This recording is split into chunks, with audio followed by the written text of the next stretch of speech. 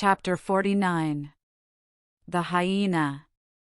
There are certain queer times and occasions in this strange mixed affair we call life when a man takes this whole universe for a vast practical joke, though the wit thereof he but dimly discerns, and more than suspects that the joke is at nobody's expense but his own. However, nothing dispirits, and nothing seems worth while disputing. He bolts down all events, all creeds, and beliefs, and persuasions, all hard things visible and invisible, never mind how knobby, as an ostrich of potent digestion gobbles down bullets and gun flints. And as for small difficulties and worryings, prospects of sudden disaster, peril of life and limb, all these, and death itself, seem to him only sly, good-natured hits, and jolly punches in the side bestowed by the unseen and unaccountable old joker. That odd sort of wayward mood I am speaking of comes over a man only in some time of extreme tribulation. It comes in the very midst of his earnestness, so that what just before might have seemed to him a thing most momentous, now seems but a part of the general joke. There is nothing like the perils of whaling to breed this free and easy sort of genial, desperado philosophy, and with it I now regarded this whole voyage of the Pequod, and the great white whale its object. "Queequeg," said I, when they had dragged me, the last man, to the deck, and I was still shaking myself in my jacket to fling off the water, "Queequeg, my fine friend, does this sort of thing often happen?" Without much emotion, though soaked through just like me, he gave me to understand that such things did often happen. "Mr. Stubb," said I, turning to that worthy, who, buttoned up in his oil jacket, was now calmly smoking his pipe in the rain, "Mr. Stubb, I think I have heard you say that of all whalemen you ever met, our chief mate, Mr. Starbuck, is by far the most careful and prudent. I suppose, then, that going plump on a flying whale with your sail set in a foggy squall is the height of a whaleman's discretion?" "Certain. I've lowered for whales from a leaking ship in a gale off Cape Horn."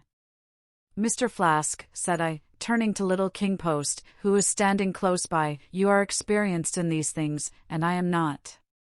Will you tell me whether it is an unalterable law in this fishery, Mr. Flask, for an oarsman to break his own back pulling himself back foremost into death's jaws?"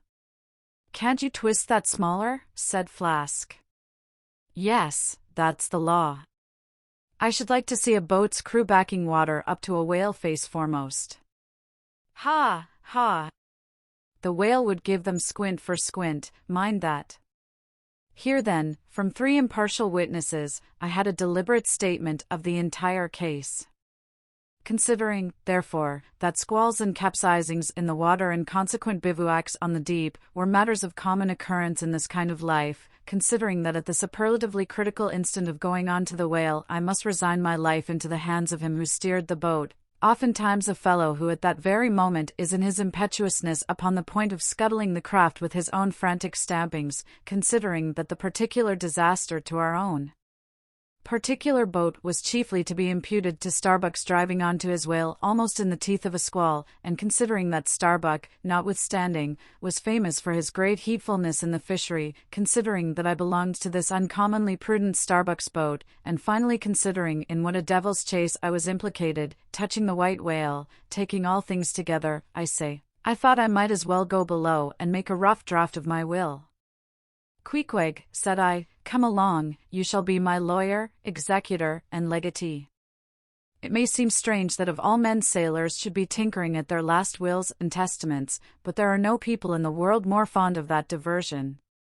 This was the fourth time in my nautical life that I had done the same thing. After the ceremony was concluded upon the present occasion, I felt all the easier, a stone was rolled away from my heart.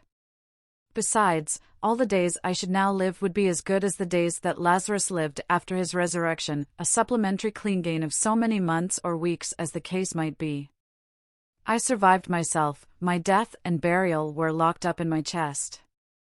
I looked around me tranquilly and contentedly, like a quiet ghost with a clean conscience sitting inside the bars of a snug family vault.